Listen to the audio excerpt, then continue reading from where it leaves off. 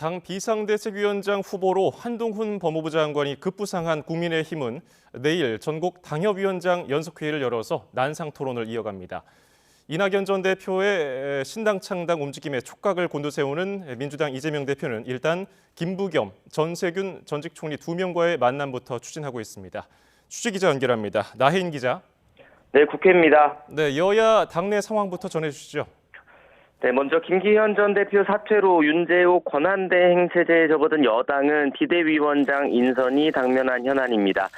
그제 의원총회에서 일부 친윤계 의원들을 중심으로 한동훈 법무부 장관 추대론이 강하게 제기된 가운데 내일은 전국 당협위원장 연석회의를 열고 추가 의견을 수렴합니다.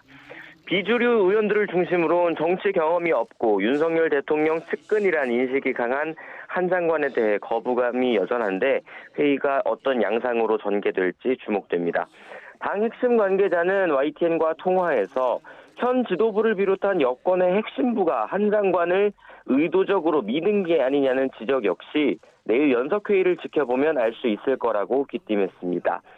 아직 정치권 등판 여부를 확실히 못 박지 않은 한 장관이 당내 견해차가 큰 상황을 무릅쓰고 비대위원장직을 수락할 가능성은 크지 않다며 만약에 한 장관을 밀려는 세력이 있다면 계속해서 중지를 하나로 모으려고 시도할 거라는 관측입니다. 이낙연 전 대표의 신당 창당 움직임에 촉각을 곤두세우는 민주당에서 일단 이재명 대표가 이번 주부터 김부겸, 정세균 전 총리를 잇따라 만날 것으로 보입니다.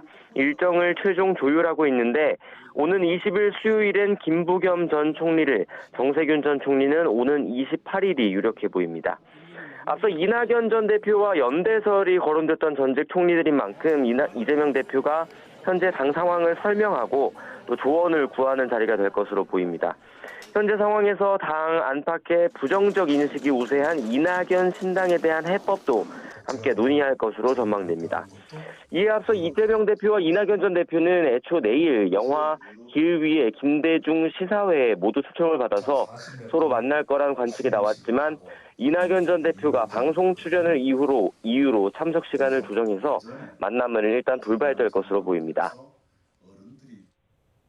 예, 그리고 이번 주에는 윤석열 정부 2기 내각을 이끌 신임 장관 후보자들 인사청문회가 줄줄이 예정돼 있죠?